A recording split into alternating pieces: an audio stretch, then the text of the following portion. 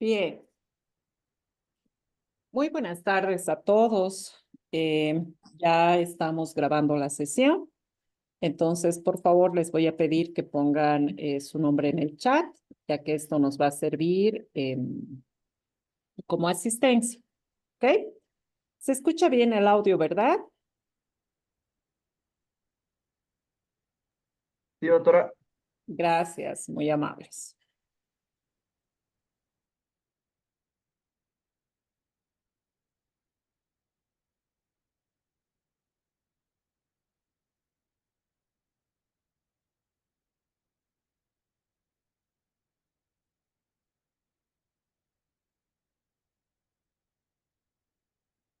Bien, ¿estamos bien con la pantalla?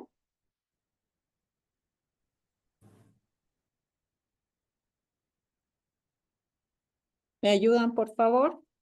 ¿Pueden ver Sí, la sí se pantalla? ve, doctora. Gracias, muchas gracias. Bueno, em, bienvenidos a nuestra clase virtual.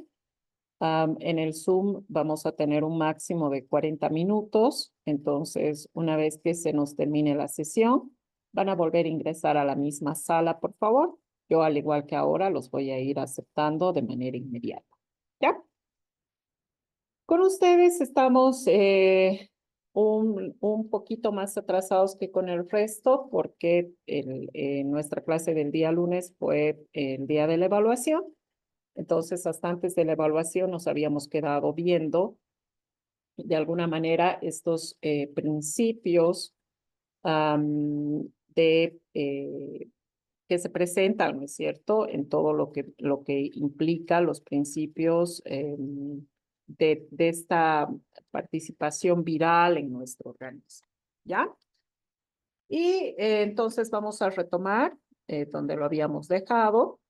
Habíamos visto de alguna manera que podíamos tener dentro de lo que significa las infecciones virales, habíamos hablado de ciertos principios en los que decíamos, por ejemplo, que si bien podríamos decir que muchas infecciones virales pasan de manera desapercibida o son subclínicas, también nos habíamos quedado viendo que una misma enfermedad puede ser producida por varios virus, estábamos de acuerdo en esto, o que un mismo virus también puede producir diferentes enfermedades, ¿no? Por eso estamos conscientes que de alguna manera la enfermedad no muestra interrelación con la morfología del virus, independientemente de el tamaño que tenga, independientemente de la forma, independientemente del genoma al que pertenezca, vamos a tener diferentes reacciones o desarrollo de la enfermedad como tal, ¿no? Y siempre recordar que la evolución de la enfermedad viral va a estar determinada por esta interacción virus-huésped. Acordémonos siempre que es como si estaríamos con una balanza, ¿no es cierto? En la que en un lado vamos a tener la carga viral y en el otro, por supuesto, vamos a tener la respuesta inmune. ¿Ya? Para las personas que acabo de admitir, es importante que registren su nombre en el chat, por favor. Esto nos va a servir como control de asistencia. Gracias. Entonces, podemos reconocer también que hay cepas de algunos virus que resultan ser más virulentas que otras, ¿sí? ¿Por qué les decimos que son más virulentas? Porque producen una enfermedad más grave en el individuo, ¿ya? Un ejemplo claro de esto, por ejemplo, lo podemos encontrar en el SARS-CoV-2. Cuando hablábamos de cepas, identificándolas por el lugar de su aparición, ¿es cierto? Si ustedes recordarán, decíamos, la cepa brasilera es la que está causando más muertes en Beni, por ejemplo, ¿no? O la cepa de Inglaterra, o esperemos que no nos llegue a Bolivia, en fin, porque podemos reconocer que existen cepas que van a causar esta enfermedad de manera más grave. Y a esas se les conoce como cepas más virulentas, ¿ya? Y por supuesto entender también que el virus va a ser considerado como patógeno siempre y cuando pueda infectar y causar enfermedad en algún huésped, ¿sí? Siempre vamos a, durante la replicación viral, entendiendo que tenemos la replicación de genomas y la replicación de proteínas en diferentes zonas de la misma célula que se van a unir gracias al ensamblaje, entendemos también que vamos a tener muchos virus defectuosos, ¿no? Que quedan cuando la célula es lisada o cuando hay una explosión o cuando la célula es fagocitada. Siempre vamos a tener material que no necesariamente llega a ser patógeno porque se quedó, por ejemplo, a medio ensamblaje, ¿ya? Y en síntesis, si hablamos de la evolución de la enfermedad, sabemos que va a haber un ingreso, una manera de entrada hacia el organismo que va a infectar, con un inicio de la infección en el foco primario, un periodo de incubación, después del cual el virus se va a amplificar para diseminarse muchas veces a una zona secundaria, hasta llegar a un tejido diana, ¿no es cierto? Y en el tejido diana va a ser causa de signos patológicos característicos, ¿sí? Ejemplo de esto, en una hepatitis, ¿cuál va a ser el tejido diana? Adrián Macedo, o bueno, la persona que está con el nombre de Adrián Macedo, por favor. Sí, doctora. ¿Cuál es tu nombre, perdón? Jorge. Ya. Jorge, cuando hablamos de una hepatitis, ¿cuál va a ser el tejido diana? ¿Cuál es el tejido diana del virus de la hepatitis?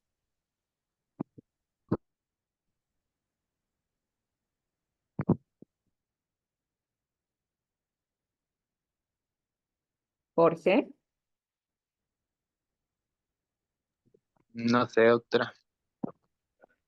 que no está tan difícil. Alex,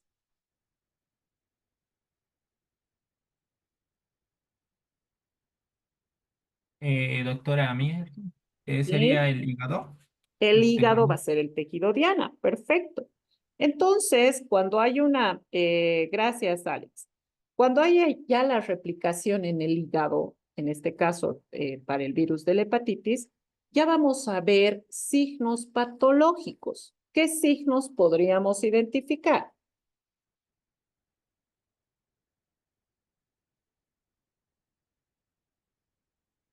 Alex, estamos en el hígado, ya tenemos una replicación en este tejido. ¿Qué signo Disculpe, vamos a poder doctora, ver? ¿Perdón? no le escuché bien, es que mi señal no está un poquito mal. Ya.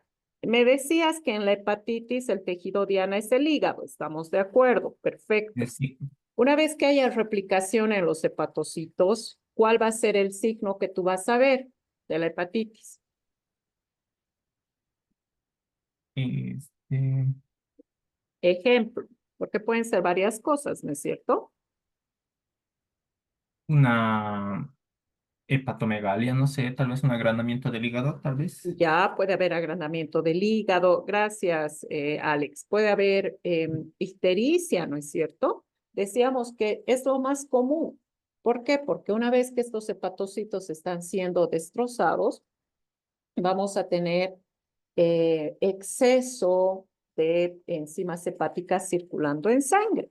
Y eso es lo que vamos a poder detectar, por ejemplo, en el perfil hepático. ¿Ya?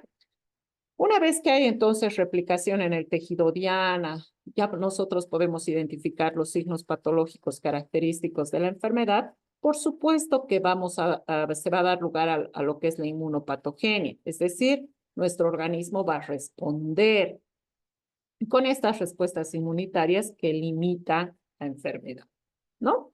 Una vez que ya ha habido replicación viral en el tejido, va a haber liberación del virus a otras personas y ese es el momento del contagio, ¿ya? Y después del ingreso, siguiendo con esto de la evolución de la enfermedad, vamos a tener 3 posibles soluciones o finales. 1, que haya resolución de la enfermedad, ¿no? 2, que la infección se vuelva latente. O 3, que la infección se haga crónica. ¿Ok? Tenemos que entender también estos conceptos. ¿Ya? Esto es lo mismo. Bien. Entonces, pues repasando lo que acabamos de decir en síntesis. ¿Cuáles van a ser estos sitios de entrada o de replicación primaria para los virus? ¿Sí? El más importante, porque la mayoría de los virus se transmite de esta manera, va a ser la vía respiratoria o salivar. ¿Ok? A través del estornudo, a través de la tos. Cuando hablamos, ¿no es cierto? Desprendemos gotículas de saliva cargadas de los virus, ¿ya? Y estos van a ingresar, por supuesto, a través del sistema respiratorio superior, y este se constituye en la forma de ingreso más común. ¿Ok? Tenemos, por ejemplo, al virus de la influenza, a los rinovirus, a los coronavirus, a los adenovirus, en fin, a una variedad grande, al virus del sarampión, al virus de la rubiola, ¿no es cierto? Que se van a transmitir de esta manera. ¿Ok? La segunda vía más importante en cuanto a la entrada y replicación primaria va a ser la vía fecal oral. ¿Ya?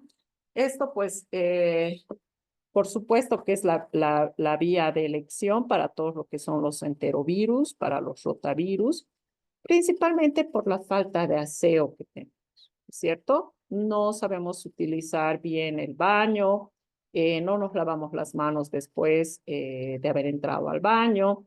Los niños principalmente no hacen ni siquiera un uso adecuado de los sanitarios, menos van a estar preocupándose por la limpieza de sus manos y empiezan a compartir, ¿no es cierto? Comparten alimentos, comparten lápices, comparten su merienda, comparten el agua, toman del mismo bebedero, etcétera, etcétera. Y por supuesto esto hace que la vía de ingreso y transmisión fecal oral sea bastante importante también, ¿no? Además tenemos, por ejemplo, muchos sembradíos que se llevan a cabo con aguas de la serpiente negra, es decir, del alcantarillado, ¿no? Podemos encontrar que hay zonas íntegras en las que hacen producir, por ejemplo, lechugas, tomates, etcétera, con el riego proveniente de las redes de alcantarillado de la ciudad, ¿sí? Entonces, los virus están presentes en las heces y tienen una manera de diseminación bastante rápida a través de estos alimentos que crecen con este riego, ¿ya? Por eso la vía fecal oral es importante. Otra vía importante es la vía sexual, por supuesto, para estos virus que son más que todo propios del área genital, como el herpes virus tipo 2, el VPH, por supuesto, el HIV. ¿Ok? Además están estos otros que necesitan sí o sí de la presencia de un vector para transmitir la enfermedad. Ejemplo, el característico del dengue, ¿no es cierto? Ya les comentaba yo que el dengue no lo vamos a transmitir de persona a persona, sino que para este contagio necesitamos la picadura del vector. En casos como, por ejemplo, la rabia, vamos a necesitar un reservorio vertebrado. Principalmente para la rabia, todos los animales de sangre caliente se convierten en reservorio, ¿ok? Y se da la transmisión de esta manera. Y en algunos casos, en la mayoría de los arbovirus, por ejemplo, se requiere también, además del vector, se requiere de algún componente de este ciclo que evita la desaparición del virus. ¿A qué me refiero? Sabemos que la mayoría de los arbovirus se van a transmitir a través de la picadura de un mosquito, en este caso el Aedes aegypti, ¿sí? Y el Aedes aegypti va a tener algunos picos de acuerdo a las estaciones, ¿no es cierto? Algunos picos poblacionales, como la época de la lluvia, por ejemplo. Y van a tender a desaparecer en época de sequía, ¿sí? En época de sequía, o sea, cuando deja de llover o también cuando hace mucho frío. En el invierno desaparecen los mosquitos, ¿no es cierto? Sin embargo, el virus se mantiene activo en la población. ¿Y gracias a qué? Gracias a otros vectores que participan y que hacen que esto se mantenga. Ejemplo, la garrapata, ¿ya? Cuando llevemos la fiebre amarilla lo vamos a ver a mayor detalle, pero ya les adelanto que estas son las maneras de ingreso más comunes. ¿Ya? Está claro, ¿verdad? Si tienen alguna duda, solo tienen que hablar, por favor. ¿Ok? Luego, una vez que el virus ha ingresado a nuestro organismo, por supuesto que va a seguir la propagación viral con el tropismo celular y aquellos van a buscar específicamente a las células que se convierten en sus células diana, ¿no?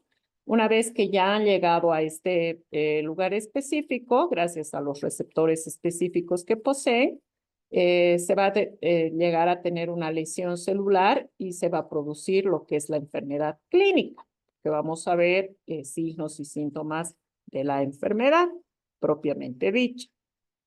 Y luego está la recuperación de la infección, porque este contacto previo va a servir a que tengamos en la fase de recuperación, inmunidad humoral mediada por células, por interferón, etcétera, todas nuestras respuestas inmunes, y que luego van a dar lugar a la propagación. En este momento de la propagación es el momento en el cual un individuo infectado se convierte a individuo infectado. ¿Ya? Estamos en la fase del contagio. Y podemos revisar en este cuadro de acá que tenemos estos grupos virales de acuerdo a las vías de ingreso o vías de entrada, ¿ok? Con las diferentes enfermedades que producen, por supuesto. Y si se fijan acá, vamos a tener que los virus que ingresan por vías respiratorias pertenecen a todos estos. Adenovirus, herpesvirus, poxvirus, picornavirus, togavirus, ortomixovirus, paramixovirus y, por supuesto, coronavirus, ¿no? Con la diferente producción de las enfermedades como la varicela, viruela, rubiola, papera, sarampión, etcétera, COVID-19, etcétera, etcétera. ¿Ya? Luego, como los que tienen vía de entrada a la boca o el tubo digestivo, están principalmente los adenovirus, herpesvirus, picornavirus y reovirus, con su representante más importante que son los rotavirus, y que van a causar problemas entéricos en general. ¿Ya? A través de la piel vamos a tener ingreso por traumatismo leve, por inyección o por mordeduras. Acá, por traumatismo leve, es suficiente muchas veces incluso el roce entre la piel de dos individuos para que se pueda transmitir a los papilomavirus, a los herpes simple, a los poxvirus. ¿Ya? Y por supuesto, los virus de la hepatitis, por ejemplo, que se transmiten a través de la inyección, ¿es cierto? Cuando hay transfusiones sanguíneas sin control, que no sean de sangre segura, muchas veces en grupos de jóvenes que comparten jeringas al momento de usar drogas, ¿no es cierto? Que van a tener como principal enfermedad la hepatitis B, el VIH. Y por mordeduras, por supuesto, el virus de la rabia, ¿no? Que se transmite así. Dentro de los otros togavirus y los flavivirus, todos estos transmitidos por la picadura de un vector. ¿Ok?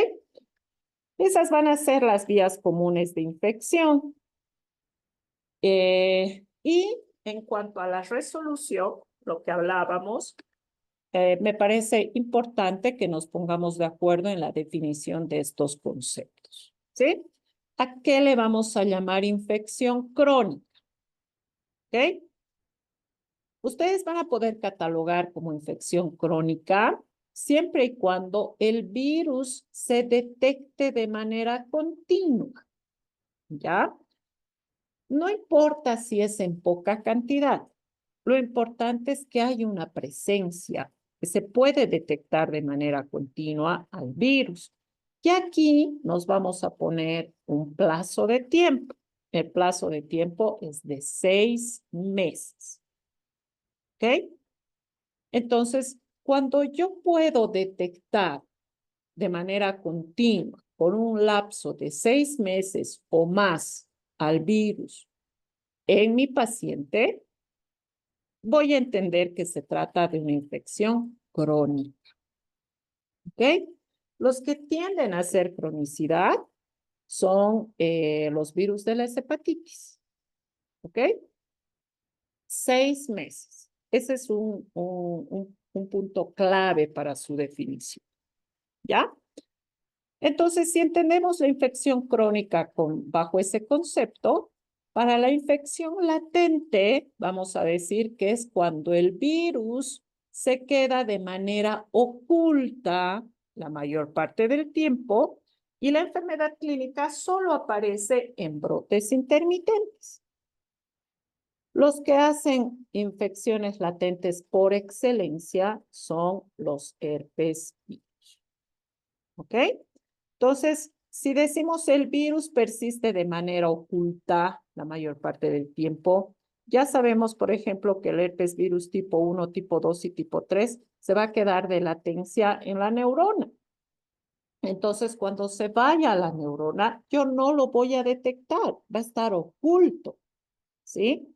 Sin embargo, cada vez que hay alguna situación que permita que haya este brote intermitente, va a volver a aparecer. ¿Ya? Y por último, el concepto de infección inevidente o subclínica, entendiendo como aquella infección en la que no hay signos declarados de la enfermedad. ¿Ya? Está claro estos tres conceptos, ¿verdad? ¿Alguna duda?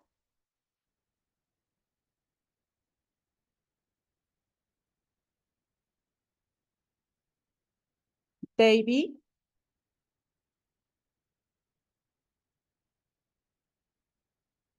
Cruz.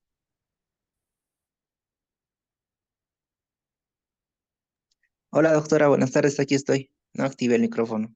Hola, David, buenas tardes. ¿Cuál entonces va a ser para ti la diferencia entre infección crónica e infección latente? ¿Cuándo vas a hablar de cronicidad? Primero puedo hablar quizás de latencia, doctora. Es lo último que se me Dale, quedó. dale.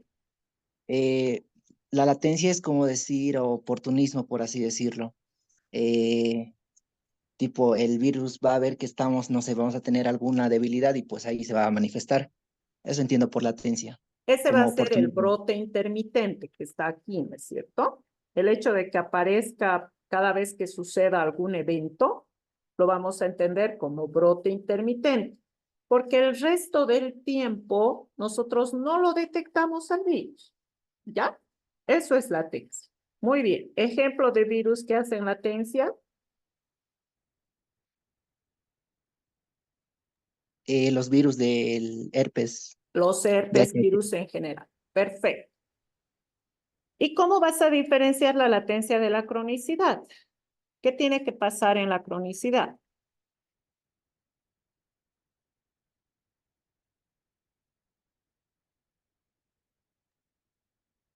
doctora, la crónica va a ser aquella que se va a detectar sin importar la cantidad. O sea que va, aunque incluya poca cantidad, o más o menos así, por más de 6 meses. Ya, nuestro punto de corte va a ser 6 meses, David, ¿ok? Esto es importante Claro. y quiero que lo vayan, gracias, David. quiero que lo vayan considerando porque cuando, por ejemplo, tengan un paciente que sea positivo para la hepatitis B, sí o sí le tienen que hacer un control a lo largo del tiempo. Pueden hacerle el control al mes, si el paciente ya está recuperado a los 3 meses, o si no tiene ninguna evidencia, por lo menos le tienen que hacer una prueba a los 6 meses. ¿Ya? Porque los virus de la hepatitis tienden a hacer cronicidad. Y cuando el paciente está con una hepatitis crónica, digamos la hepatitis B, esta hepatitis B en presencia de la hepatitis delta se va a volver incluso fatal para el paciente, ¿ok? Va a tener efectos todavía más negativos. Por eso es importante el concepto de cronicidad y que ustedes lo tengan presente para cuando avancemos hepatitis se acuerden perfectamente, ¿ya? Bien, y como decíamos, obviamente en la subclínica es la infección en la cual no hay evidencia, no tenemos ni signos ni síntomas de la enfermedad, sin embargo, la podemos ver, ¿ok? Y esto es lo que les decía, ¿cierto? El ejemplo de cómo es lo que sucede con los virus, perdón, qué es lo que sucede con los virus latentes. Acá vamos a tener como ejemplo al virus del herpes simple tipo 1 o virus labial, ¿es cierto? Que tiene su primera erupción aquí cerca del labio. Sin embargo, aproximadamente después de 7, máximo 10 días, esto va a desaparecer. Este brote va a desaparecer, no deja cicatriz, no deja nada, tal como apareció se fue. Sin embargo, el virus se va a quedar de manera latente en la neurona, ¿ya? Para que se reactive, vamos a tener que estar expuestos, por ejemplo, a episodios de fiebre, a la radiación ultravioleta de luz, wow, a cambios hormonales debido a la menstruación, cambios hormonales debido a la menopausia, etcétera, que van a hacer que haya una intermitencia de este virus que digamos estaba dormido en la neurona, va a tener una recidiva y va a volver a aparecer el brote conocido como herpes labial. ¿Ya? El otro ejemplo acá, el del virus de la varicela, ¿sí? La primera vez que entramos en contacto con el virus, vamos a tener una evidencia en todo el cuerpo, vamos a tener el brote generalizado. Este virus después de la semana, después de desaparecer, se va a quedar de manera latente también en la neurona. Y gracias a estos otros factores, como principalmente el envejecimiento celular, es decir, la edad, la exposición a los rayos X, por ejemplo, o la inmunodepresión por causa de alguna enfermedad que se tiene en la tercera edad, va a sufrir también su brote intermitente que va a ser conocido como herpes zóster. ¿Ya? Entonces, todos los virus que hacen latencia están ocultos después de haber producido la enfermedad y tienden a aparecer con estos brotes intermitentes. Eso solo va a depender de cada huésped y de sus condiciones, ¿ya? Tenemos personas que tienen herpes labial con brotes mensuales. Tenemos personas que tienen herpes labial con brotes anuales. Hay gente que una vez tiene herpes labial y nunca más vuelve a tener el brote. ¿Ya? Esto va a variar mucho de persona a persona, por supuesto. ¿Ok? Y como decíamos, entendiendo por estos diferentes síndromes de las vías respiratorias, ustedes pueden ver acá que están siendo causados por diferentes tipos de virus, ¿no? Rinovirus, adenovirus, el herpes simple, coxsackie-virus, parainfluenza, sincitial respiratorio, adenovirus, etcétera, van a tener participación en estos síndromes de catarro común, faringitis, croup, traqueobronquitis, bronquiolitis e incluso neumonía. ¿Ok? Entonces ya para esta última parte vamos a ver lo que es la quimioterapia antiviral, ¿sí? Entendiendo que dentro de todo lo que es las enfermedades virales en general, nuestra mejor arma siempre van a ser las vacunas, ¿sí? Lo mejor es prevenir. Y para prevenir la enfermedad, tenemos la disposición de la vacunación. Esto nos va a permitir generar una respuesta inmune en nuestro organismo para tener como memoria inmunológica estos anticuerpos que de alguna manera en el momento en el que nuestro organismo entra en contacto natural con el virus, pueda tener una reacción acertada, acelerada, de mejor manera, ¿no es cierto? Y que pueda, en muchos casos, incluso evitar la enfermedad de manera clínica. ¿Ok? Por eso nosotros ya hemos visto todo esto en lo del PAI. Entendemos que tenemos diferentes tipos de vacunas, vacunas inactivadas, tenemos vacunas atenuadas, dependiendo de los virus y de lo que nosotros vayamos a tratar. Entendiendo, por ejemplo, la importancia, por ejemplo, de nuestra aplicación intramuscular, por ejemplo, para el virus de la polio, que nos va a permitir generar en el organismo anticuerpos IgM y IgG para que cuando en la segunda dosis el organismo reciba por vía oral al virus de la polio, no haya reversión de ninguna manera. ¿Por qué? Porque en la primera dosis nosotros ya hicimos que todo el cuerpo reaccione, ¿cierto? Y que produzca IgGs e IgMs específicas contra este virus. ¿Ok? Sabemos que esta vía de entrada va a ser la mejor para causar mejor antigenicidad. ¿Ya? Bien. Ya yéndonos a los fármacos, vamos a ver que en realidad son muy pocos, ¿sí? Y que actúan de alguna manera interfiriendo algunas fases, como por ejemplo la fase de la adhesión del virus a la célula, o evitar la síntesis del ácido nucleico, o evitar el ensamblaje propio del virus. Esos son los mecanismos de acción de estos antivirales, ¿ya?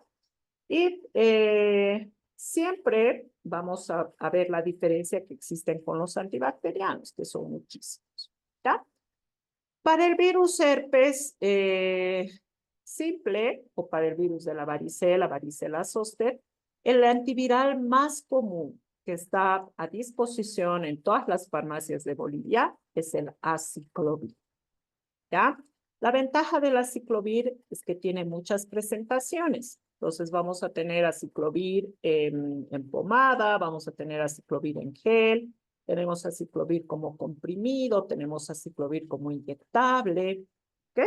Y tiene muy, muy buena respuesta frente a los herpes virus. Pero además del aciclovir, se puede usar el valaciclovir, penciclovir, famciclovir, que son derivados también. Sin embargo, el más importante es el aciclovir, ¿ok? El de mayor uso, si vale el tema. Para los citomegalovirus vamos a tener al ganciclovir, con sus derivados como el valganciclovir, pero el de mayor uso, el ganciclovir. ¿Ya? Luego están estos antivirales que son para el VIH, ¿ok? Lamentablemente la aparición del VIH con sus consecuencias ya pasando a lo que es el síndrome, el SIDA propiamente dicho, ha ocasionado tantas muertes a nivel mundial que preocupados por tratar de disminuir estas muertes, se han desarrollado antivirales para estas diferentes etapas. ¿Ya? Tenemos antivirales que son inhibidores de la transcriptasa inversa, de los análogos nucleósidos y de los no nucleósidos. También son inhibidores de la transcriptasa inversa. Además, tenemos antivirales que son inhibidores de la proteasa y tenemos antivirales que son inhibidores de fusión. ¿Ok? Son todos estos. El más conocido a nivel mundial, el AZT, que es la acidobudina, ¿sí? Pero también está la DDIS. pidexoinosina, la estabudina, la lamivudina, la neviparina, de la viridina, saquinavir, ritanavir, indinavir, nelfinavir, enfluvirtide, etcétera, etcétera. ¿Ya? Pero de todos estos, cuando se usan las terapias conocidas como terapias de antirretrovirales, por muchos estudios y por respuesta que se dio en la población, se vio por conveniente en algún momento utilizar una mezcla de los antivirales en todas sus diferentes fases. Entonces, ustedes van a poder encontrar artículos que detallan el uso de hasta 12 antivirales por día. Entonces, imagínense cuán difícil es la adherencia al tratamiento cuando se tiene que consumir 12 antivirales por día, todos los días. ¿Okay? Por supuesto que hay rechazo y abandono del tratamiento. ¿Ya? Entonces, viendo todo esto, se ha logrado, por ejemplo, conseguir en una sola cápsula la combinación de 3 antirretrovirales. Y ese es, por ejemplo, esa es la medicación que se usa en Bolivia. ¿Ya? En Bolivia, los pacientes que son HIV positivos se los trata con el TEL, así se llama, TEL. ¿Ya? Que es una combinación de tenofovir con lamivudina, ¿sí? Y que han dado, por cierto, muy buenos resultados en nuestro país y a nivel mundial también, ¿ok? Además, están estos otros medicamentos para el virus de la influenza A, la mantadina, la rimantadina, para el virus de la influenza A y B, el zanamivir y el oseltamivir. Entonces, cuando existe, por ejemplo, una pandemia o una epidemia, lo que se recomienda